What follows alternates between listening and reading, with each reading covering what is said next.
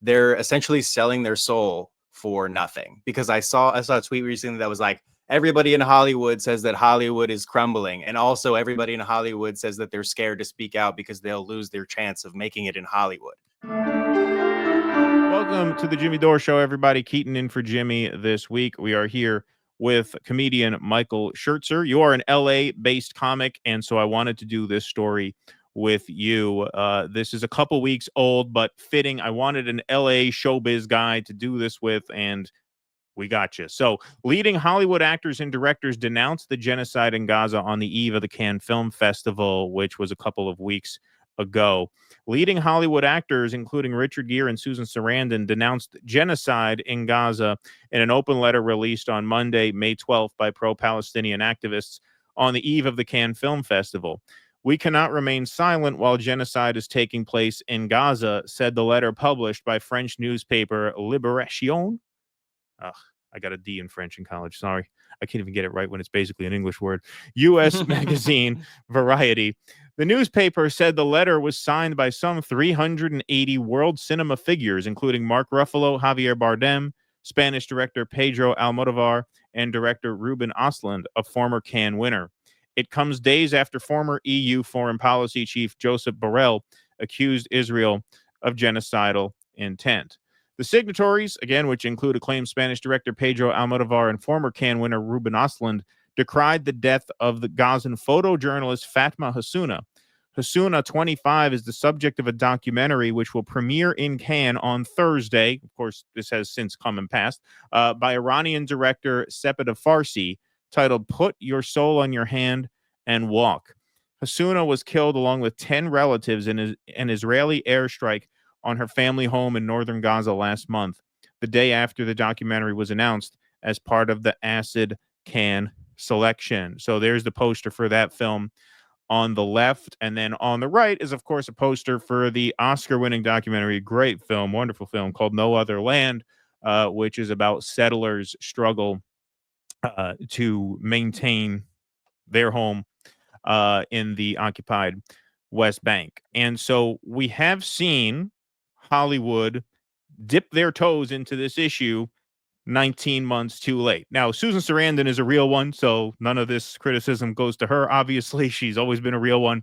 But I noticed just shameful silence by and large from just about not just almost the entire Hollywood community, but so much of the arts community in general. You know, in a past life, I was a theater director and actor, and I know people move to New York and LA with big dreams and hopes that they'll be able to rub elbows with the right people at the right parties and get that big break.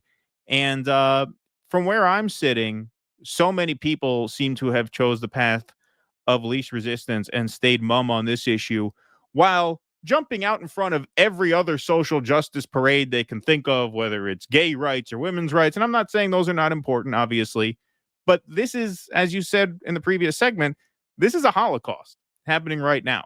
If you're silent on this, what the fuck difference does it make what you have to say on anything else?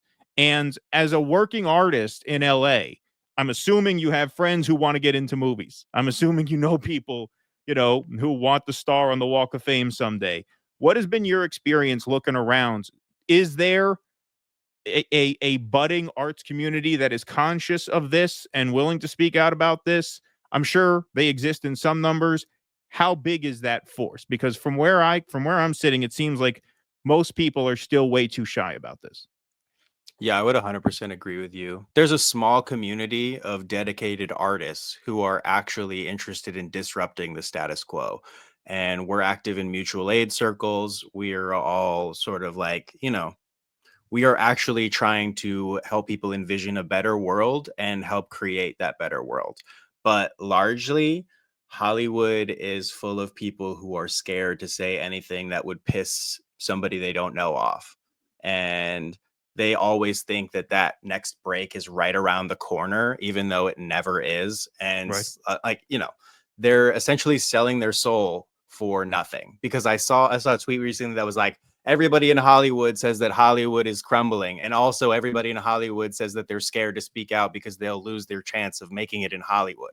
And so it's this conundrum of clearly the industry is struggling and the streaming is taking over, right? Podcasting is more important than like these. The only thing they have are like the mega theatric releases. But like aside from that, they got nothing. The future is us, and they recognize that. And so that's why they had to disappear me completely, because like my presence alone acts as a threat to their fragile narrative. Yeah, yeah, and I think a lot of it too, and I would like to get your opinion on this. I noticed when I was like an aspiring theater director and actor and, filmmaker, I'm talking about like early 20s and stuff. I am certainly guilty of this. I had an inflated sense of self-importance. I really felt like the artist's mission was the noble mission.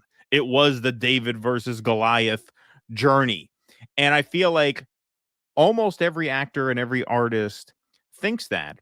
And that certainly can be the case. Like the artist path can be a noble one if you're actually using that artistic voice to say things that matter. Like Right. you're not a great noble person for getting cast in Tony and Tina's wedding at a dinner theater. Like that's not that's just a gig. You're punching a clock.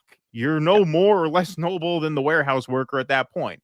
Now, if you really live a life of deprivation in order to get important stories about things like the Gaza genocide out there, okay, there's some self-sacrifice there. I can respect that. But I feel like there's a conflation of these things where so many people who get into the arts are, let's also face it, middle class and upper middle class kids who have a McMansion to fall back on if they fail, but who still have this very inflated sense of themselves and their mission. And I feel like that is part of what gets in the way of them taking actual chances and actual risk. 100%. It's the economic pressure. Everybody is scared that they'll lose the opportunity to be someone, but you become someone by doing something important. It's when ordinary people sacrifice themselves that things change, right? It's never top down. And so that's why, honestly, it's an honor to have been on Jordana Cutler's radar, because, like, as an informational warrior, I was cut down in the line of duty and I would do it again. I will die on this hill. I will talk about Palestinian liberation and Palestinian resistance, whether it's to a audience of 90,000 or 9 people. I literally don't care. Now, do you hit the road and tour elsewhere in the Oh in yeah, the country? Yeah. yeah. I tour So internationally. okay. So what in your experience, where are audiences most receptive and least receptive to the pro-Palestine message? So I just did Detroit and Toronto opening for Morgan J. And so we did theaters and people loved it. People were very responsive to the Palestine material. And so, areas with like a high propensity of Arabs in diaspora, definitely more Sure. favorable. And then, but I've done the same jokes in like Austin, Texas, and sometimes they work and sometimes they don't. And it really depends on the audience. Yeah, yeah, it's interesting. It's interesting because, my friend Russ, who co-hosts the show with me, he spent a month and a half in Buffalo now, and there is, even though it's a much smaller city than New York, where he lives full time, there is less economic pressure on people in terms of day-to-day survival needs. There's a more working class population there, who probably feel less pressure to be in the good graces of people who are richer than them. And so he said, even though it's a smaller city, there's a better and more vibrant arts culture there than there is in New York. Do you find that as well when you're going to small towns here or there, that there are pockets where there's real sort of artistic spirit, as opposed to like LA and New York, where it may be more suppressed by money, frankly? I think that like within New York, you find pockets of like hyper radical people, like I want to Right. shout out like the Bronx Anti-War Coalition. They're a group of people that support radical resistance. And so, I think you'll find that in places, but like, yeah, I think every place has a group of people who are upset by the status quo, who understand that politicians on the left and the right have screwed us over and are not interested in our well-being. And so they're organizing in their communities, right? They're doing mutual aid, they're feeding people. And that's like the work that needs to be done here, because there's no infrastructure for the American people. All of the money that the United States people generate through taxes is exported to Israel, to the occupation of Palestine, for weapons, for bomb, to kill children. Like that's Right. where all the money goes, or to Ukraine, or whoever is on daddy's payroll this month. Like it's all going out, and none of it goes for the betterment of the American people. And so every city has a group of people who have recognized that this gap exists, and they're working to fix it. All righty. Well, Michael Schertzer, thanks so much for joining us today. It was great to meet you, man. Thank you so much. Can I shout out two organizations? Absolutely. Yeah. I want to ask you, where can people find you and any friends you want to shout out? Of course. For sure. First and foremost, everybody should check out Palestine Action, and then also check out the Samir Project. It's a mutual aid project that distributes food and water in Gaza. People are literally starving. They've been blockaded for decades, and they've been without food and water for like 70 days recently. So it's very important that we bring food and water to them. If you want to find me online, check out the Palestine Pod, PalestinePod.com. My new Instagram is MikeyB_on, like Mikey B on TikTok, Mikey B on Instagram, whatever. And yeah, thank you all so much for having me. Check me out on Twitter as well. I'm going to start trying to tweet more. Yeah. Hey, Jimmy Dore here, and yep, this is an ad, but before you tune out, ask yourself, why is China now dumping U.S. bonds, grabbing prime American farmland, and rolling out its new digital currency? Look, I hate doom talk as much as you do, but it's pretty clear China is plotting a financial Pearl Harbor that could pull the plug on the dollar and devastate your IRA and 401k savings. But President Trump just pulled a genius move, because he's letting retirement savers like you protect your life savings with gold, 100% tax-free.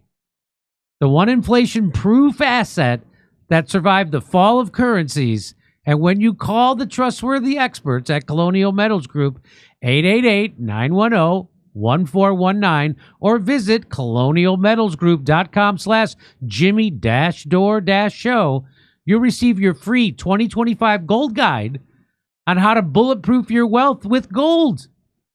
Hey, gold is at an all-time high. Plus, you can receive $7,500 in free silver.